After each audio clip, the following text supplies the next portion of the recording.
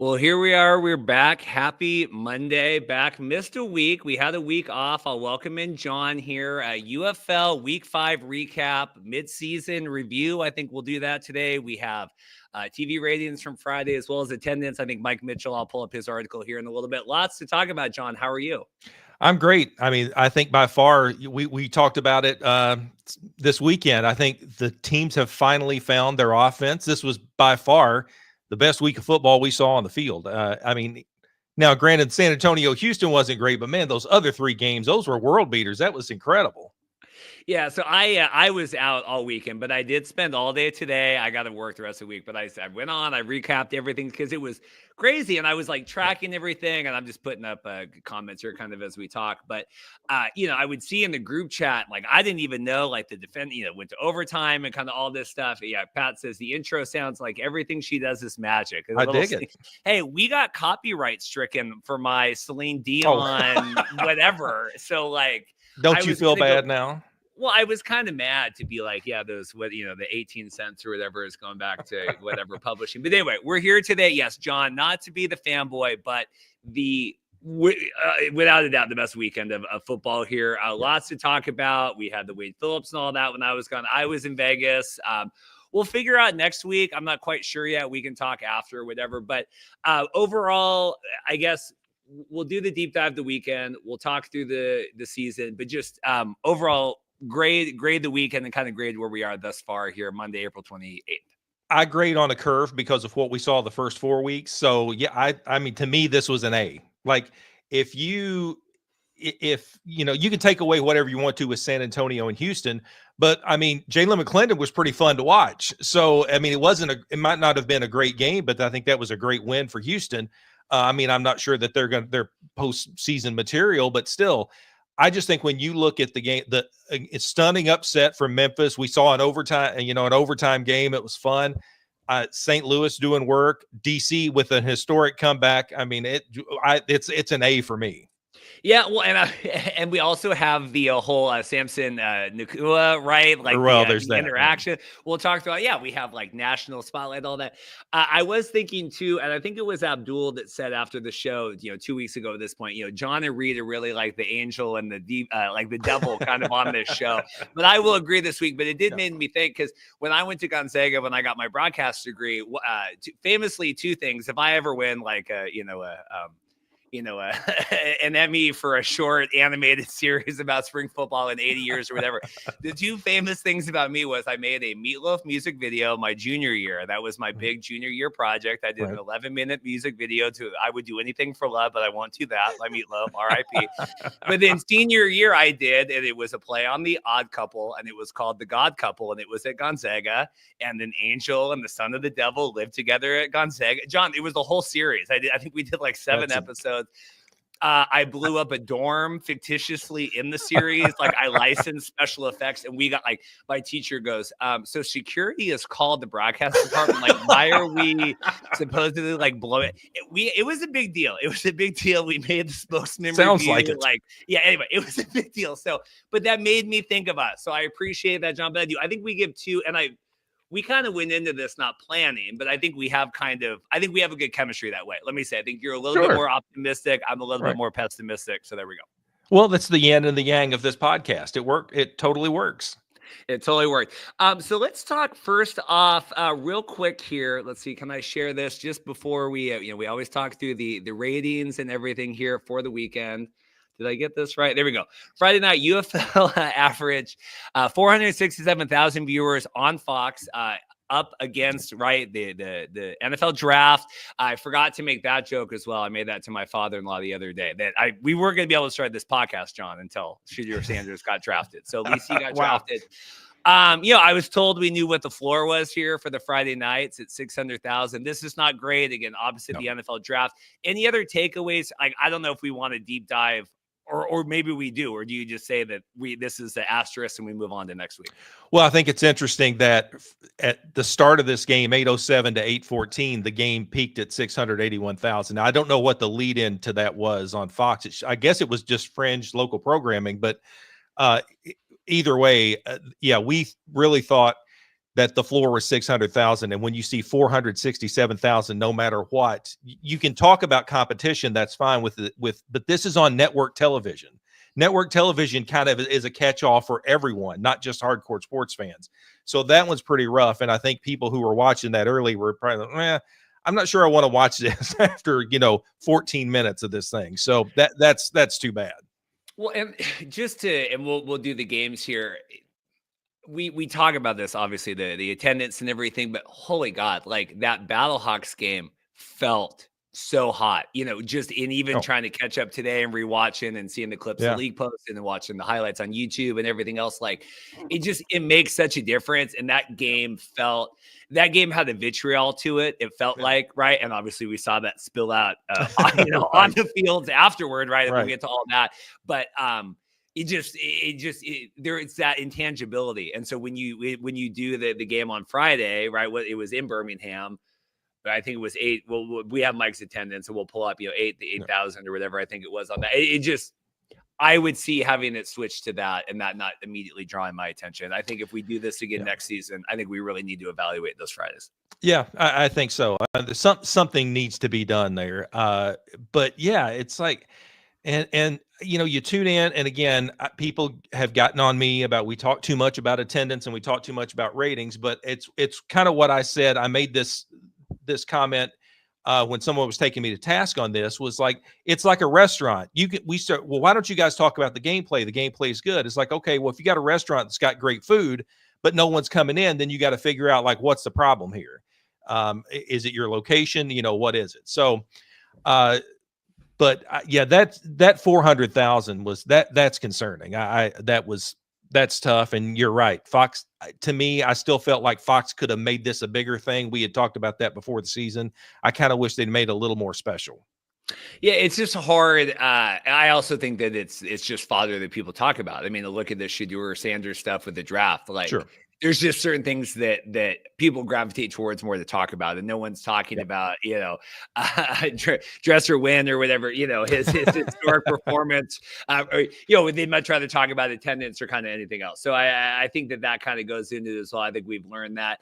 Let's pull up real quick here, and we'll kind of round out the conversation. Mike Mitchell posted over on UFL News Hub, which I did see. Mark Perry not the Mark Perry, but Mark Perry got cut from the Patriots. I had to tweet at UFL News Hub. I said, damn, Mark. Obviously not the same Mark, but he appreciated that. Anyway, over on UFLnewshub.com. First, kind of, Mike's first bite here, first half of the season. UFL incremental 6% or 0.6% increase year over year. We did it, John. We have it down here. This is a week 5 average, 15,000, 9,100 in Birmingham. Yeah, I knew it wasn't quite that 12 they normally put out. 30 in St. Louis, and then Arlington and San Antonio. Excuse me. Not a great San Antonio game, and then also not a great reward for them to wait till week 5 to get a home game. We'll talk through all that. But anything stand out attendance here, and the 0.6% we've moved up? Well, I mean, any increase is good, I guess. But the 14,000 in San Antonio, that's a good sign, and I'll tell you why. Because you brought up a really good point before the season started. We talked about what happens that they have to wait till the midway point of the season to get their first home game, and maybe this team's not very good. Like, how many people are going to show up? But what we found out is Brahmas fans did show up for this game. They finally, it was the first home game. The question is, how many people are going to show up for the second home game if this continues? Because when you get housed by Houston, you got problems. And I thought that this was a team that was going to be on the rise because of that win at DC. And, everything just seemed to be clicking, and everybody was on the Peyton Pardee bandwagon. I was too. And then this egg gets laid. So that's tough. But the good news is 14,000 people did wait till the 5 weeks and did show up for the game. A couple of things, and not to be the pessimist, but it is easy to front load these games, right? Like, hey, first home game, first time game, first whatever, and then we do that, because they've had all these announcements, right? They have the mascot announcement, and they've been able to kind of push this. But God bless them for doing that. To me, it's tough right now, in Texas, and I know that all these leagues compete, whatever, but you got the Dallas Stars in the in the NHL playoffs. I'm like, I don't know if I'm San Antonio. Like, am I tracking NBA? Do I care? Like, I don't know. It's just a weird sports demographic. And even when I've gone there for work last, I think it was like August, September, I talked with like my Uber drivers and people like, so do you watch spring football here? Like, not trying to be the mark, but like, what do you do in San Antonio? Do you watch this? Do you want to be considered that? So it's a tough market. I feel good for the 14,000, but I agree. They gotta, getting trounced by Houston isn't a great look for your first game. Well, and I will say too, we say this every week, 14,000 people were not there. 30,000 people were not in St. Louis. Again, this is tickets distributed, but there were certain angles in that San Antonio game where sometimes it looked like it was sparse and other times it looked like there were a bunch of people. So I don't know where they were sitting in regards to where the camera placements were, but it still was a good crowd no matter what. Yeah, the Alamo Dome is like the biggest stadium. Like it's just like a massive, it's and gigantic, and terrible. And the funniest thing years ago, God, this was 15 years ago. And I think when TNA was competing against WWE, and they ran an Alamo Dome show, and I always remember the screenshot of like the seating chart, and it was like the top right corner, and like I mean just okay, I guess we can go in these two doors, like. Hey, but you played the Alamo Dome, now should you have done that or not? A couple comments here. Did you have something before I do comments? Oh, no, here's how old I am. I covered the 1998 Final Four there. I think it was 98 Final Four. So if you think a football, or something like that looks small, wait till you put this. It looks like a postage stamp, basketball court in the middle of the thing. It's just, they do that with every Final Four. Yeah, what is it? They put the basketball last year. Was it somewhere in Texas or one of those places? Didn't they put some at Jerry World or somewhere? And you're like, wow. Yes, they did. They had the NCAA tournament at Jerry World. They've, they do it at Lucas Oil. Yeah, almost every year, like at least a regional or a Final Four. And I covered in Houston at whatever it's called now, NRG Stadium or whatever it was. Mm-hmm. I mean, it's incredible when you're in this gigantic dome and you see a basketball floor, a court in the middle. It looks like a postage stamp. It was kind of like, and we can talk Vegas at the end if anyone wants to talk Vegas or WrestleMania. I did get back from WrestleMania. But it was like, yes, it was also like watching wrestling at Allegiant Stadium. And I posted because like, spoiler alert, like I had pretty good seats and I was pretty happy with them for what I paid. And, you post a photo and everyone's like, what, are you watching ants? You go, it's the football stadium. I mean, they got screens. I'm seeing the I mean, unless you're the first 10 rows, that's just how it is. A couple of comments here. I got the one. Did I have it here? Something about the Twilight. Oh, here we go. Isn't it weird? Houston and Memphis won Twilight. Is that ever going to happen again? The rest of the season? It might not. I'm excited for that. Yes, Scott here. Both of you make UFL this so much fun. I appreciate that. That's great. I assume Mike here ouch for the ratings. Michael here, it was exciting for it was Spidey weekend. And then just a couple, and I'll agree with all this. Gridiron into this here. Scott, they need to start the season earlier. I agree. 100%. I agree. Yep. Because now, I mean, this is a whole tempo week. I mean, it's all the time. It's every week there's something. But, now you got the Stanley Cup playoffs and kind of everything else. I do give credit where it's due. ESPN read hella UFL ads during their draft coverage. Abdul is saying, I'll say asterisk, Friday night, NFL draft ratings are up 40%. I agree with all that stuff. That's a good call. And then this was just with your, and we'll get to the games, I promise. It's not because the attendance numbers are higher, but there's some more empty seats. And like I said, I think they're picking up on like, let's just hand out some more tickets. We'll just go distribute them out. We'll just, hey, I got 500 tickets. I'm going to go down to the mall. I'm going to give them out. I'm going to go door to door. I saw someone the other day, like our Nest camera rang. Someone was like taking a photo of our house. I'm like, are you coming back to try to buy? I don't, just go hand out stuff. Just go knock on doors. Sure. I mean, hey, I handed all this stuff. There you go. The Alt Football Digest subs couldn't get you floor seats. No. And knowing what I spent and then hearing what other people spent for WrestleMania tickets, they had an interview with Randy Orton where fans said that they spent $30,000 on tickets. So that was their first. Oh my God. I knew a guy. I talked to a guy at the airport. They spent $6,500 and their ticket broker came up with nothing. So like, I mean, it gets crazy, but no, the All Football Digest subs did not get on that. So let's go here first off. Did I do this right? Yes. We will go to week Friday night here. The Memphis Showboats upset the Birmingham Stallions at home. I thought, excuse me, I thought this was a great win. I texted you. I go, Right. Dresser win on a random Friday night in Birmingham. It's like Tom Brady. Like, I called him Big Dick Dresser win. I mean, you could swing that thing around in Memphis. I don't know if you would hit too many fans. We joked about that, but in Birmingham, a few more. John, this was a great game. I mean, Birmingham now 2 losses on the year. Did they lose last week when I was in WrestleMania? Trying to remember that last loss. Was it? This is all kind of a fever dream. What did you make of this? This was a great one. I thought this was very exciting. Came down to the end. It was, what was incredible is like it was 11-0 at one point. Yeah, in the first quarter. I'm like, wait a minute, what is going on? And as we all had suspected in their futures odds, had the longest play from scrimmage was Dresser. We know DCB, and we saw it. Okay. Oh, there you go. I've been gone for like 2 weeks. I mean, this is like I barely remember last week. But yeah, I mean, as we all had in our futures odds, the longest play from scrimmage was Dresser win to D. Anderson. That was going to be the longest play from scrimmage in the UFL. But man, it was when I saw that Dresser win was going to be the starting quarterback. I'm like, okay, well, this is just desperation. They're just going to try anything. But our guy Pat Ruffino, Analyze and Educate, who's always in the comments here, he's been on Dresser win for a while, and I thought he played a tremendous game. And it was just so funny that they went in overtime and they were like, and Jenny Taft, I think she was doing sidelines, is Dresser win. And you could not tell if he had won the game or lost the game. He was kind of glib and he was, very calm. But man, it is incredible to see like what Memphis did. Now, are they going to the postseason? I don't think so. But also, Birmingham kind of shot themselves in the foot. There was some really bad miscommunication with the coaching staff on a super challenge that is just – there were a lot of things that were un-Stallions-like, but I don't want to take anything away from the way Memphis really showed up and played at Birmingham.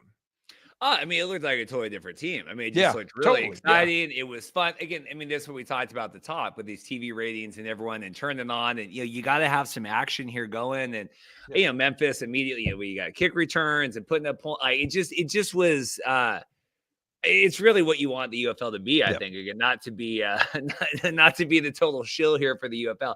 Now, here's a good point. Judge Jackson would have the advantage of being in the unknown. See, you get that in the CFL all the time where they'll play. Who was it? We had the Dustin Crum. We had like Crum Sanity, and it was like, oh my God. And I think it took like 2 or 3 weeks, and then the CFL defenses really shut them down. Right. And so we'll see. I mean, the backup quarterback or the third string, or it's always a favorite until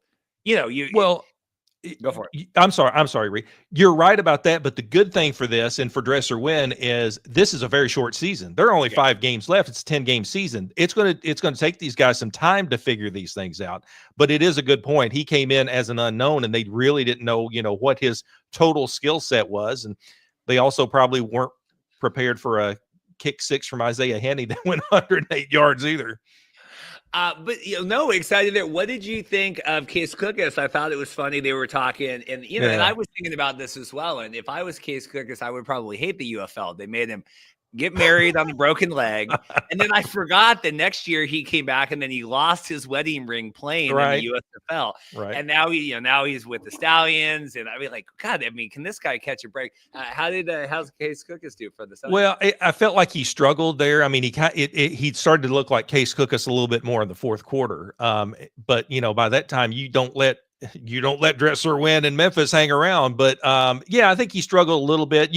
There was a lot of frustration from Skip Holtz, with Cookus and with that offense, and rightfully so. I mean, you're looking there at the stat. I mean, it was those stats, on paper, it looks all right, but then you look up at Dresser win there, 235 yards. There was a lot of frustration from Skip Holtz, and we've seen a little bit more of that. It felt like this season so far in the first 5 games, but it was like really like at a head there in this 5th game. Do you think that Skip Holtz is seeing like all these other worse quarterbacks get jobs, or not quarterbacks, other worse like coaches and coordinators, not worse, but like ones that have had less success in the UFL than him get all of these wonderful jobs? Do you think Skip's just like, F my life here? Like, I gotta get out of here. Like, what did I do? But Yeah. you know, Memphis did make some mistakes in this game, but Birmingham just felt like they never took advantage. I don't. This was probably an anomaly for Birmingham, but yeah, you're right. You got to think Skip Holtz is sitting there saying, "Look, you know, I'm just supposed to be the favorite, and we're supposed to be the favorite, and this happens at home, and of course, you know, a lower crowd and people's like, oh well, there are thunderstorms in the area. It's like, okay, this is going to happen in spring in Alabama. How many times can we start using that excuse? Well, there were thunderstorms over this. I even said something about it one week. So enough. Like, you show up for this team and watch them win. They've delivered you 3 championships now.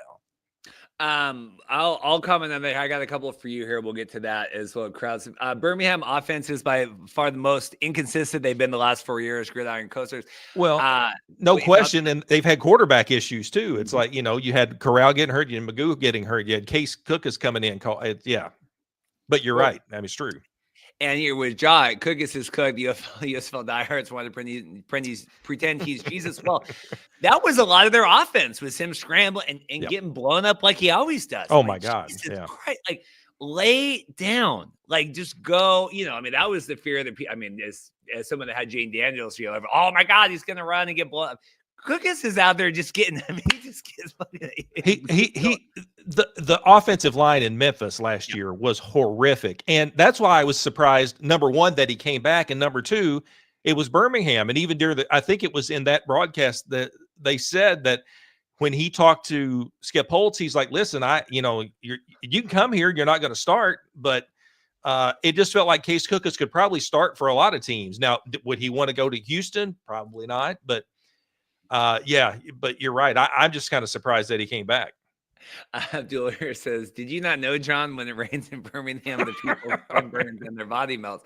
They're all made of sugar." Yeah, I know. We talked a lot about the Birmingham attendance and all that, but yeah, I mean, it's like, God, it's your. I just don't. I don't know. Some of these, it's hard. It's.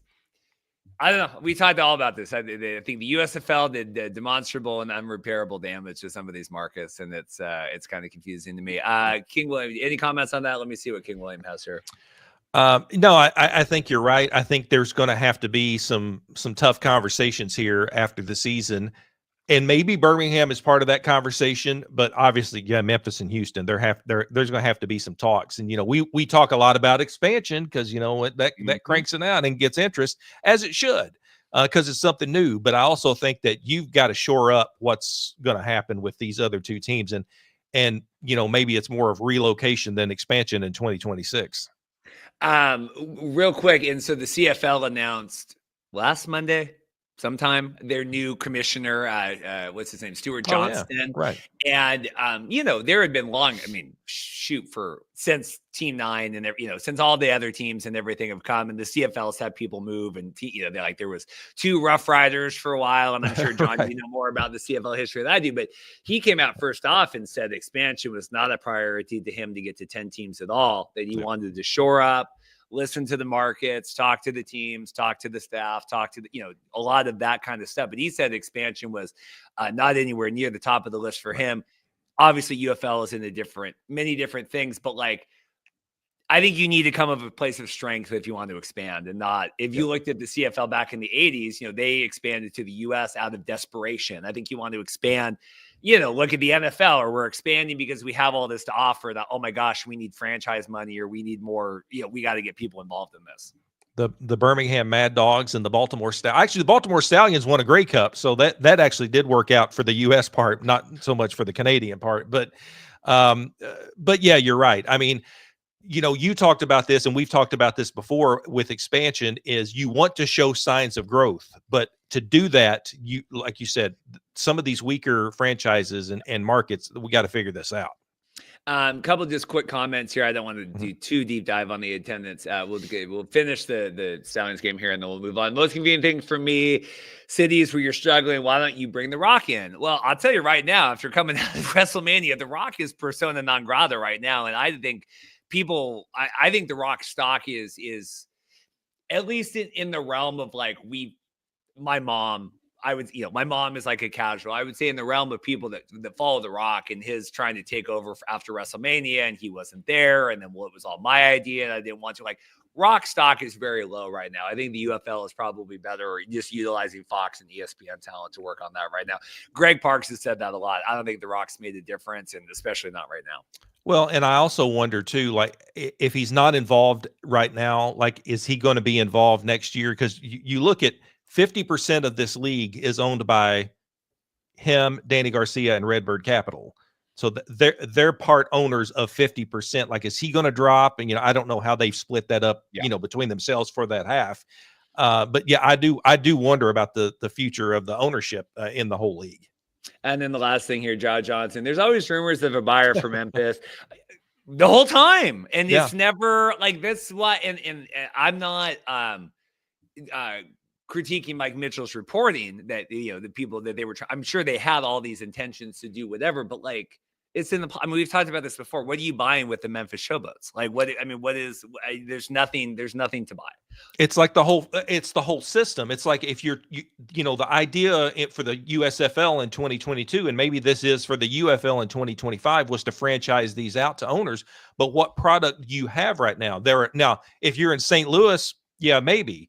But that's the outlier. You can't keep that. You can't keep comparing the entire league and trying to hang it on St. Louis. Okay. I just any other comments or no? Let's move on. Anything else? Do you have anything else with Birmingham? Anything with that we want to touch you before we get to the big, the big brawl? But anything else from this game? No. I mean, I think Birmingham they got to be kind of poised here for a bounce back, because this just felt like an anomaly. Some un-Birmingham things happened in this game, so we'll see how they do bounce back from that. Well, I'm like, I think even on the broadcast, like, oh, it's it's a short week. I'm like, all these teams, and you're busing and you're flying and you're on the same. Like, I don't know if playing on Friday or yes, I'm sure. Obviously, it makes a difference, but I think that sometimes with that, let's get to this, and then we'll talk the game, and then we'll talk the virality of it afterward. Right. But Battlehawks come out here, and this was a very high scoring game. This was a very contentious game. Max Duggan, it felt like, just ran and kept running and would run over people. I thought this was a tremendous game. I think people were saying the DC game might be game of the year, but for my money, I like this a lot. What was your takeaway? I thought this was the best game of the season. I just think, some people might look at Max Duggan's passing line there and say like, oh, that, what was that? But if you didn't watch that game, I mean, you really missed out, because he started to do things, and the announcers even made the comment, this is the TCU Max Duggan. Like, this is what we saw. This is why he was a Heisman runner-up. I had questions after he replaced Manny Wilkins, after Wilkins went out with the Achilles injury, which is just brutal. And he came in, he was a little bit shaky. He was under a lot of pressure, pass rush. But then he comes out in this game against a very good Michigan team. I mean, there's no question. Michigan is one of the class of the USFL conference. And just what he did and what this St. Louis Battlehawks team did. And Michigan was going toe-to-toe. I really hope that Bryce Perkins needs to say the starting quarterback, not just the starting quarterback, but this 2-quarterback system's got to go, because, man, Bryce Perkins was the man. He just kept answering the bell. And honestly, I think what lost this game was Mike Nolan putting in Danny Etling, who did throw an interception and nearly threw another one. So but again, this was all St. Louis. Like, this was some absolute, even breaking out the, I think it was Blake, that kind of the halfback pass. Hakeem Butler obviously makes this team, 100% better. So I think that's what we really saw. We saw a full strength, confident team at home. And as you said, I mean, this was made for TV. It's too bad this one wasn't in prime time. Shoot, I'm trying to pull up my next thing here. Sorry, I was paying attention. And I hope ratings, fall from this, and tough, obviously, going up against the Saturday. I I was looking at the standings here, and obviously the Battlehawks won this game, but it felt to me like at some points the Panthers had won. I like the USFL conference, like feeling like they matter a little bit. I like some of these teams. I like the Panthers being good, even if though they lost. I like them looking like they have some momentum there. Same with the Showboats. So that was kind of my takeaway, at least, and that was the USFL conference lost that one against the Stallions or the Battlehawks, St. Louis Battlehawks, but. I just like them being relevant. I like Mike Nolan. I thought he was good. The interview. There was a lot of this game to take away. I thought was good. And the broadcast takeaway from this, other than Hakeem Butler being a potty mouth, which was pretty funny. I laughed hard on that one. King Hakeem is right. But with Mike Nolan on the headset, although at the time Jacob Sailors was absolutely just ripping his defense, but he continued to talk to the announcers live. Seneca Wallace, when they were talking to him as Max Duggan was making his drive, it's like watching Film Room, except it's live. And it's just to me, that aspect of the game, if they can get these coaches to do these things, is a lot more valuable as a viewer to me than when they run over and try to, talk to a player who's just come off the field. I mean, that stuff is fun too. But to me, that's valuable as a viewer to hear those coaches and tell you what's going on. Or when they talk to the backup quarterback and he's starting to talk about, well, here's what we're going to do here. This is what he's looking for.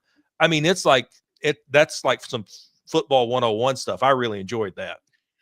I was just going to say that is my favorite thing when they have the backup quarterback there, because not only is it like, also you're trying to get these players known, right? So maybe you do have two quarterbacks where they are seeing, more equal time, but then maybe you have one where they're not seeing the field. And I think it's great. I think it gives them, far more usable than the destroying running off the field after missing the field goal or whatever. Like, hey sir, what do you think of that? But I texted you when they were talking to Anthony back. They gave up some big. He's just like, He's like, thanks guys. It was not going well at that time, but I thought that was great. And it was interesting that when Danny Etling went out after Bryce Perkins was absolutely on fire, led him to a touchdown, that I think they were talking to him to Bryce Perkins, and it was kind of like, well, how do you feel? You just had this great drive, you're on fire, and he was completely political, right down the line about it, as he should be. But it's like you just got to control what you can control. You could tell he wasn't happy because he was the hot hand, and then Etling went in there and kind of blew it. So so what do you make? So they lost. Moving forward, what do you make of it? And then we'll talk through the Nakua stuff here. But what do the Panthers do moving forward? Because you said that they kind of gave the game away because of that decision. I felt like that was the decision that lost it for them. And I agree with Mike there. I mean, sometimes Nolan does make some questionable decisions. It's almost like, we talked about this too. It's like in the NFL, you can't run a 2-quarterback system.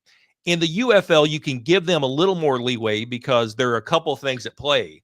There are trying to win games, and they are trying to get these guys better and then move to the next level.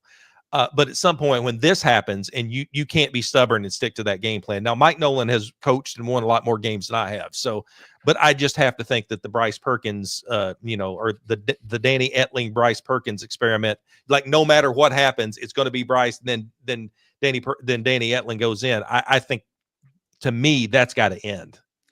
Yeah, they need to. I mean, this goes back to everything, but they need to establish this league as just winning is important. I can't say we have to develop, or we have to do, or we have to as someone that watches a ton of hockey, and we have a really great minor league team in Coachella. Like, they send guys up when they're ready to go and play. And then you send as a proper, I mean, I'm explaining how farm systems work, but how it should work. And I just can't stand that. Ever any idea of we could have won or we couldn't have won, but we had to make sure we got an equal playing time. Then that's what this league is, or it's not. But I can't have game decisions be made on that. Yep, agreed. I mean, it's at this point, especially now, if you're Houston or Memphis, like with Memphis, let's put in our third string guy and see what happens. We saw what happens, and I don't think the nation is talking about dress or win, but we certainly are. BT dress or win. So let's talk through a little Marty Fresh here. Let's talk through.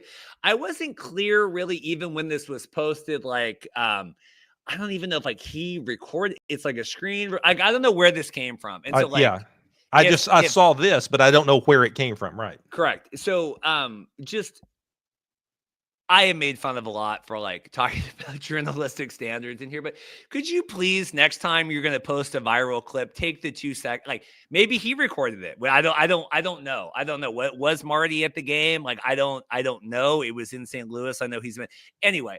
You see, it was Samson Nua, right? Brother of Puka Nacua here. Right. Obviously a known name, engaging. He was with the Panthers, engaging with the Battlehawks fan here. I'll have my thoughts in a minute, but curious kind of your thoughts on this, John, because this kind of went everywhere, and this seemed like it was one of the talking points coming out of the weekend. Well, as Abdul said, Daryl Johnson said he wanted the viral moment. He got it there. But I will say, and some people were saying that he was trying to knock the guy's hat off. It doesn't matter. Like you don't touch a fan. And I'm not saying it's right or wrong. I don't know what the fan said. I've heard different things, but like you're just nothing good comes out of this. And so if I'm his teammate, rather than over there laughing at the guy or saying something, I'm trying to take my teammate away and get him out of this situation. And I do wonder, the UFL finally, I think there was so much attention on it. The UFL they had to put out a statement, said we're aware and we're investigating, which, is kind of a non-statement, but they had to at least acknowledge it. So I don't know what's going to happen with him. I was just really surprised when I saw this video. Yeah, and also please don't copyright strike us, Maddie, because I can't have 2 weeks in a row with it. Hopefully it's not. But yeah, no, they put out, and I have it here, which UFL doesn't comment on a lot, so it's good to get a comment on it because they're a little tight-lipped sometimes. Don't talk about photo usage rights, but we will talk about our players smacking the fan. Let it go, man. The UFL is aware of the incident that took place last evening at the conclusion of the Michigan Panthers St. Louis game, and St. Louis league officials are currently investigating the manner. 2 questions for you. Is Nacua gone?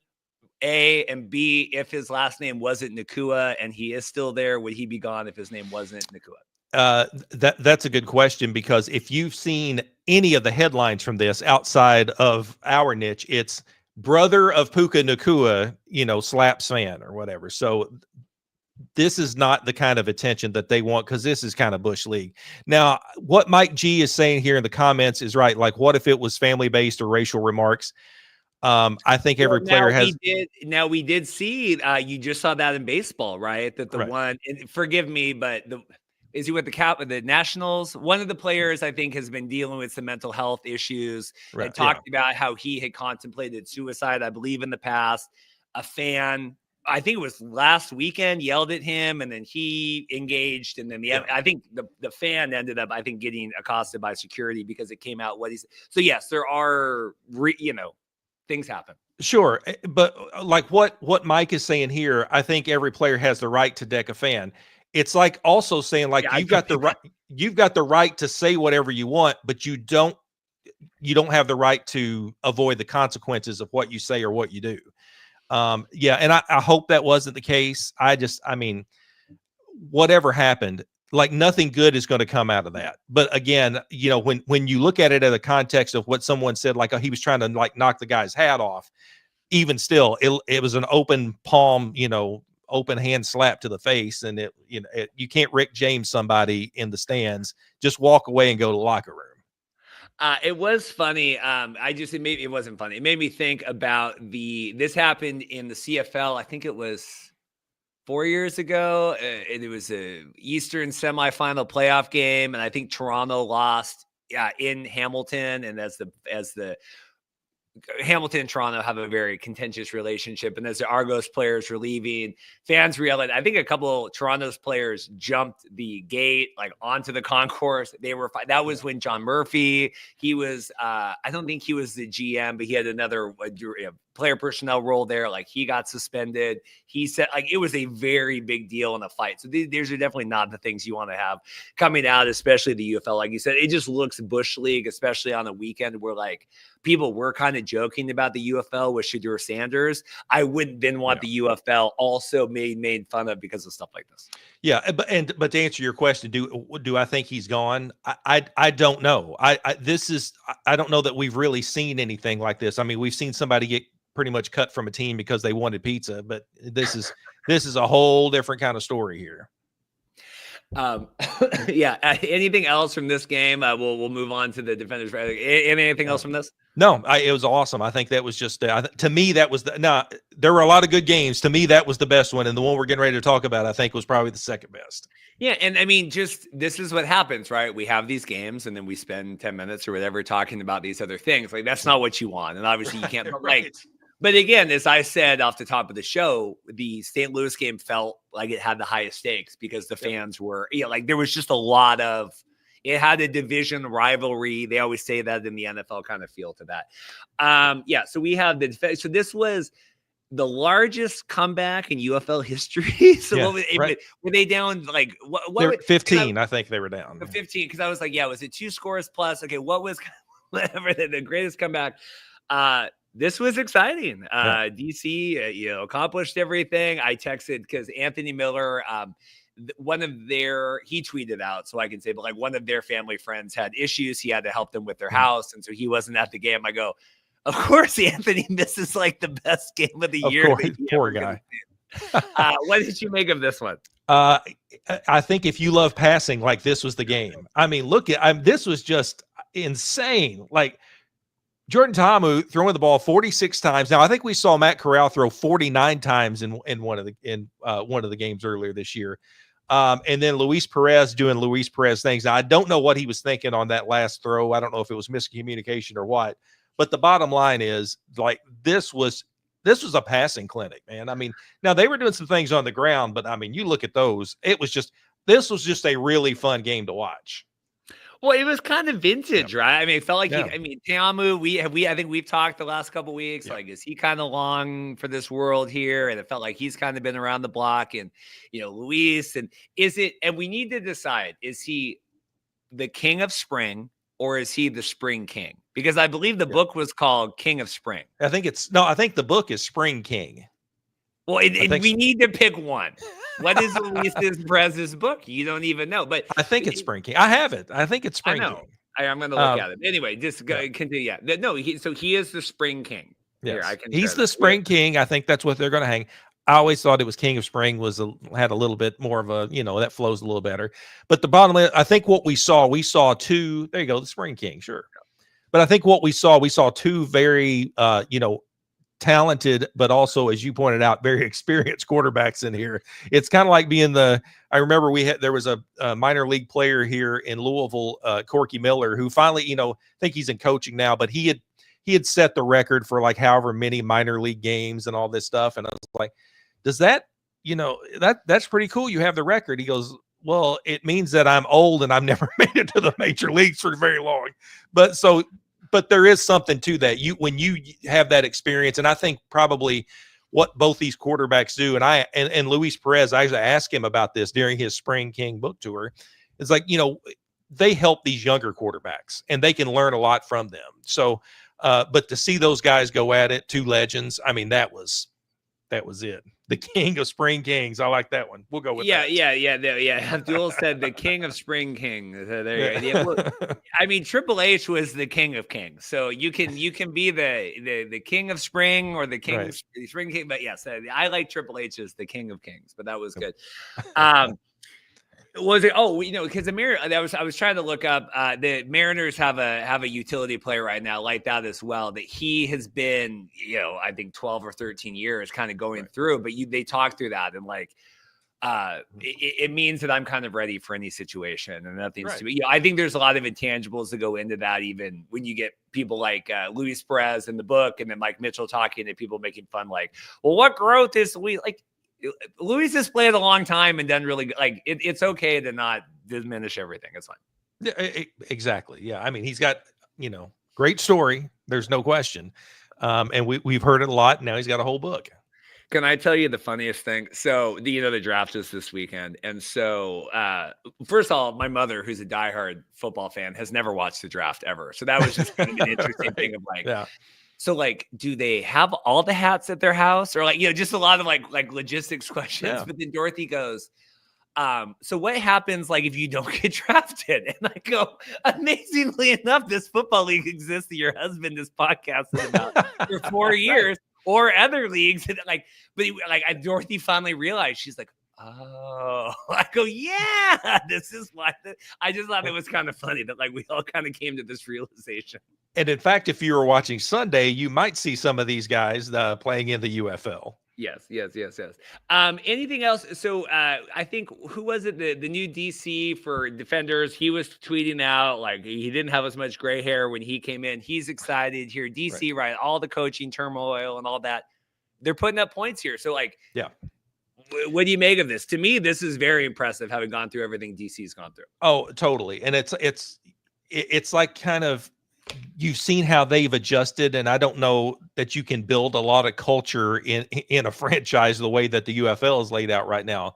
But what you have seen, from Shannon Harris, from Blake Williams, is, they were able to step in and keep it going. And that says a lot, I think, about the relationships that you have with each other and within that locker room. And, to have Fred Keiss, obviously there, still the offensive coordinator and doing good stuff too. I mean, there's just continuity says a lot. And I think that was one of the things that we had an issue that we're seeing with San Antonio. There was too much change too fast, especially, head coach. And then you've got a guy who was I believe Peyton Pardee may have started the season as like the special teams coach. And now in week 4, he's the head coach. So those kinds of things are pretty hard to get over. Memphis figured out a way, but man, I mean, that's just team turmoil. The other I know we did the attendance, but like the stark contrast, and we've done the kickoff, whatever, however many years there in Choctaw, 2 or 3. I took Dorothy there to a game. So like we've done I've done just the Saturday game at Choctaw or Sunday, whatever, like. What a stark difference just in energy from like this, the Battlehawks. And obviously, we're comparing poop to an apple, right? I mean, you can't, but I mean, it's right, like, you're right. The Battlehawks is the pinnacle of what we were trying to do, right? And Choctaw's working on that, but like, it's the stadium, it's the size, it's the configure. I mean, it's just everything. It's just dead. It's just the laziest, like, not the league. It's just the laziest feeling, kind of like you're just kind of there hanging out in the sun. It's a baseball stadium. It feels like you're at a baseball stadium, kind of just hanging out. I saw there was one of the touchdowns, and you could see it looked like a father and son, and they're sitting at this weird angle in the corner of the end zone. And you it's almost like they look at him run by, and they're like looking down at it. It is such a weird layout. I'd love to go. I mean, all that said, I would love to go and, check out the UFL, all the headquarters there, and the weight room that we've seen so much about every halftime. It looks, it is, it's an interesting layout, and it's too bad because that's the hub. You think that there would be some kind of, maybe a little boost of interest, but if this is the boost we're seeing, that's not great. Yeah, well, John, you don't like. I always laugh too. But yeah, when you go to like a game like that, and the 2 people have bought tickets, you go, you can sit anywhere, right? Like right. No one's. I did laugh. We went to the last Mariner games at Oakland Coliseum, and we had bought tickets up front because you can afford to do that at Oakland Coliseum, and people were checking our tickets, and I go, really, like. What are we guarding here? What are we, the stadiums, you're not playing here. Anything else from this? We'll go to the blowout in San Antonio. Anything else? Yeah, no, I think we covered it though. We covered it all there. This is Houston, San Antonio. That was something.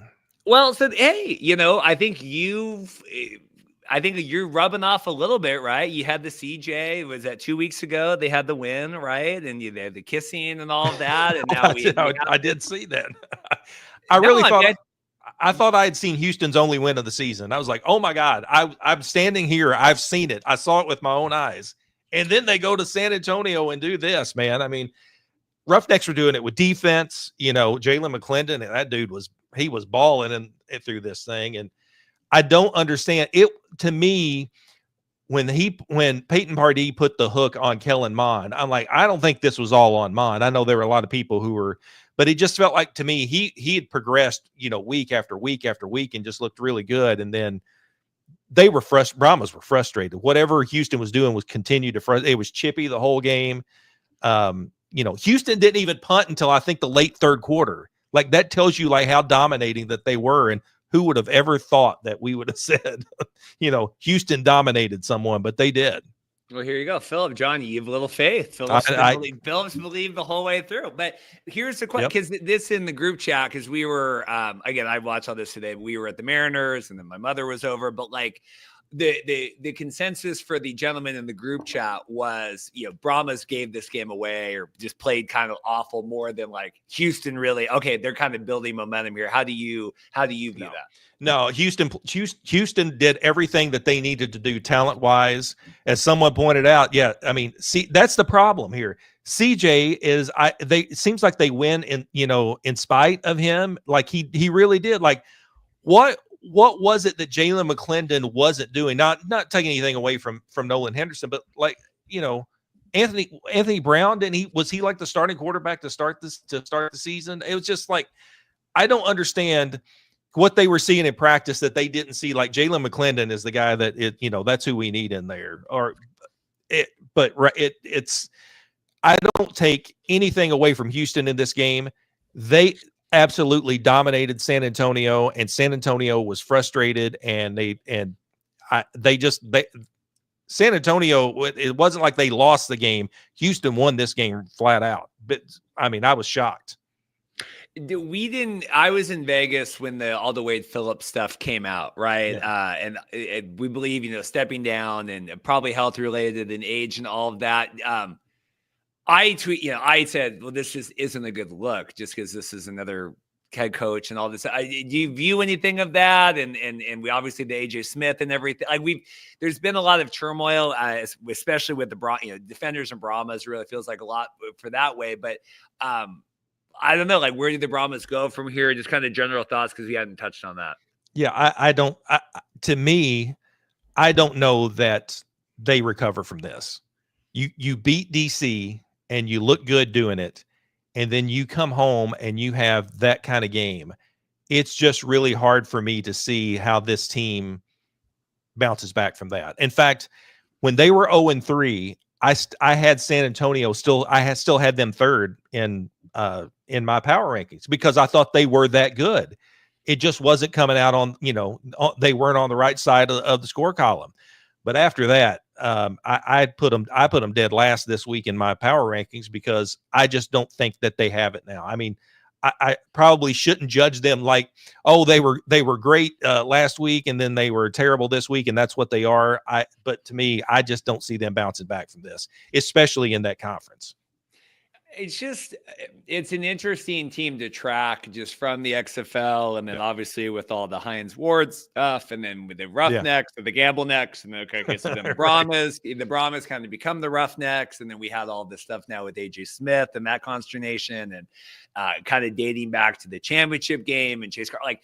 Not that the UFL has a long history here, but you really can kind of track this downfall of the Brahmas over, starting at the champion, kind of all of this. It's just weird because they, especially as the Roughnecks and the moving over, like there was so much. Oh my God, you got AJ Smith and Silvers and Wade Phillips, all this, like, oh, they're going to jive. And the carts come off.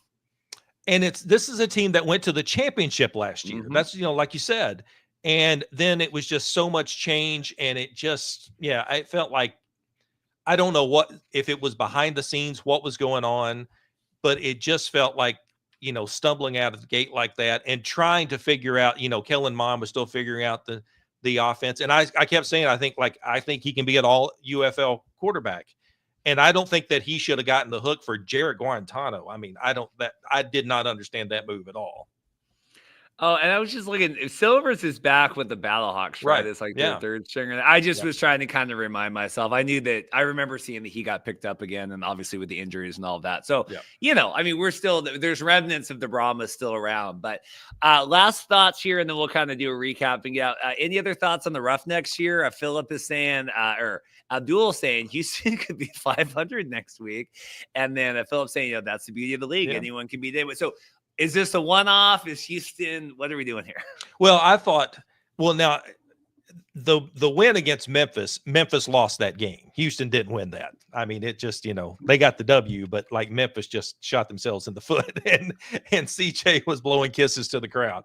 That's a much improved team, man. I mean, it's hard for me to say that if that team with Jalen McClendon continuing to perform that way and that defense continuing to perform that way. Now, that might be a lot to ask, that much consistency when you've had such a kind of a terrible start. And again, I have a lot of questions about that coaching staff. I don't think it's a one-off. So I'm kind of, Houston was the least interesting team in the world to me. And now it's like, okay, this is kind of interesting. As someone, as you said, something that you pointed out, that someone pointed out, anybody can beat anybody in this league. And now you've got to do it. Like, you have to do it now. Dynamite Gaming, Houston attendance up this week? No. No, seriously doubt it. Sorry. So anyway, so we got 5 minutes left. Let's look at the standings. We'll recap. We'll get out of here. But wait, I agree with what you said about the Roughnecks and being interesting. That's how I feel about Memphis now too. Like these, I don't like, and this is what people don't get. And this is like the biggest first world problem in the world, but like, I don't have a ton of weekend time to watch these games. And so then when like I turn on and it's Arlington and Memphis and they're putting up 6 points or whatever, like that, it kills my excitement for all of this. And I know that, I'm just the one off, like, it's just hard. So I like being able, when I turn on my TV, the fact that like, wow, like something interesting might happen here. This would be cool. Well, I'm a sicko and I watch, like, if I don't watch them live, I will watch like every minute on DVR. My wife just sends me to the basement on Sundays for the doubleheaders. So, yeah, I mean, I get that. But it is fun to see interesting teams, interesting stories. It's what we always talk about. That is the strength of this league, or the interesting stories of the players, certainly, and the coaches.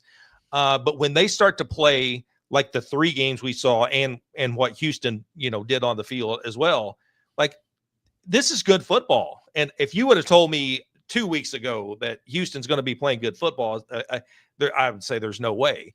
But things start to come together, and this is the time for it to come together. I think what we saw, these offenses have now caught up with the defenses because they're playing together. And frankly, these quarterbacks are there you go, Philip. We're on the same page here. The offenses are starting to catch up with the defenses because, they're getting in a groove now, and they have seen over the first 5 weeks what works, what doesn't, what are people's strengths. And for Houston, I'm hopefully that coaching staff has said, like, oh, maybe our strength is Jalen McClendon. Philip here, I put that up. Mike here, I was laughing. CJ blowing kisses to the 437 book credit. But I'll say though, I mean, I was kind of looking here because I'm like, do I dump the Brahmas? I mean, that's my team. I kind of, but it's like not even the same team anymore. There's like no one there. I might just have to be like a dress or win guy. Like I'm just a guy. I just track guys now. Maybe I can't track teams because all my teams fall apart. Well, I mean, there are worse quarterbacks to get on than dress or win. I mean, that was a great performance, and and then his demeanor through the whole thing, that was pretty fun. Yeah. Last thing, a couple things, and then we'll do. Yeah, Leon, Reed is a bandwagon guy. Absolutely. For stuff like this, absolutely. Mariners and Kraken and Command, like, yes. But for spring football, absolutely. Even the CFL, I bounced around until I found my home. Now I have my home, but we did all that. Leon says it is interesting they're not listing the XFL USFL standings online. Yeah, I liked that because I liked, it just made more people yell at me and stuff. So that was kind of fun to do all that. That's what you wanted. But anyway, so DC with everything, top of the XFL division here, your biggest comeback in history. Obviously, would be high on the power rankings there if I was submitting all that stuff. Renegades here. What do you make of the big picture halfway through the season before we get out? I think we're starting to see teams. Even the teams that lost in week 5, you're still seeing some of these teams rise to the top. Like with for instance, I mean, DC, there's no question they were number 1 in my power rankings this week.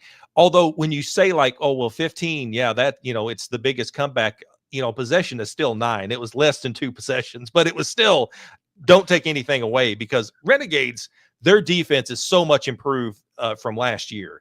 So to me, it just feels like the XFL is going to be so much fun to watch because you have those 3 top teams there who, you know, very well. You could take any of those 3 and say they're going to be in the UFL championship. There's 2 right there that you take and say, like, and it's probably, you know, again, how do you bet against Skip Holtz? Like, you even with that, losing to Memphis at home, which was just such a shock, you don't take anything away from him and you don't bet against him. Just in speaking of the you know, the whatever, oh, it's a 1-score lead or the 2-score lead, that always kills me. And you get it a lot in spring football, but even in the NFL, like, where a team hasn't done anything all game. And that's my biggest announcer pet peeve, is like, oh, you know, if they scored and went for the 2-point and then got the offsides, and I'm like, they haven't done anything all game. They're not scoring 22 points here in the last 3 minutes. Like, they're going to come like some kind of Tecmo Bowl comeback in the 4th quarter. Yeah. But no, I think this is positive note to leave on. I feel decent. We'll see what the rest of the TV ratings go. It's a tough weekend. I mean, the draft, this goes back to why I would do the February start.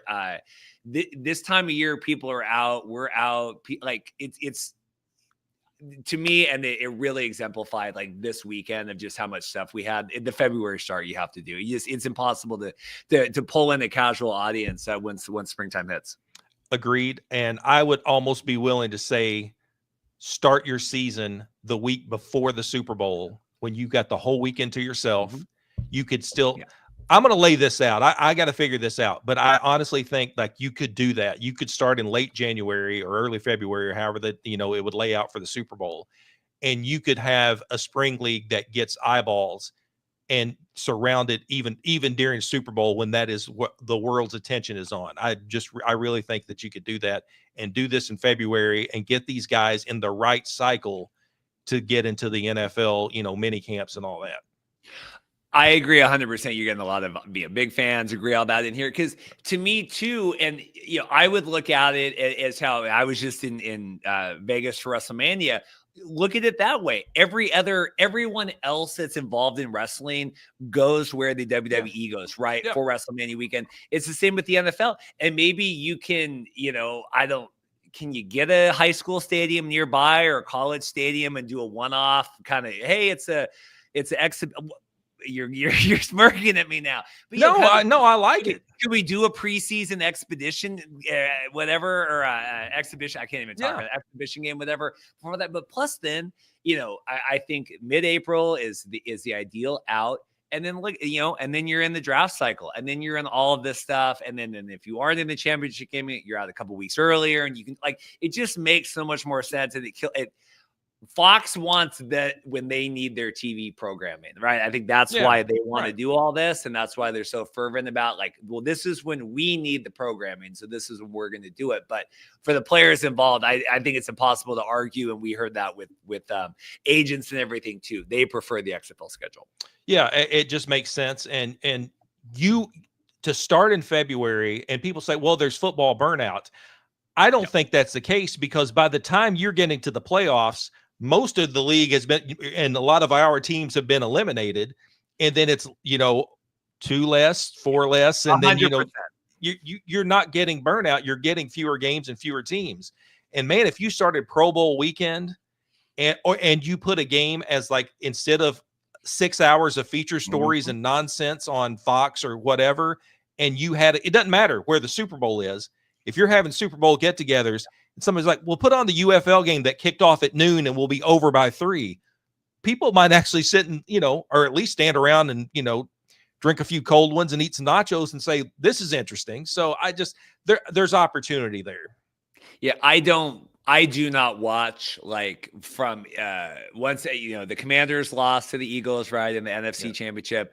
And then I watched the recaps the next day, and then I didn't watch sports till the Super Bowl, because you're done. Like, this whole, like, oh, there's all this burnout. Like, no, there's not, because you're, like you said, you're only watching 6 games or whatever that last month anyway. Like, it's not, it doesn't feel that way. So and they're talking, like, if the NFL, like, you can figure that out. Spoiler alert, I'd rather overlap on a Friday, Saturday, if the Pro Bowl weekend or whatever, than play against the NFL draft and all this other crap they got to go against. I don't know. I think that's a longer discussion for another day. We'll get out of here. But I think that's the key. The February has always been, and however you want to overlay that is hopefully that the UFL continues to learn with what's going on this season for sure.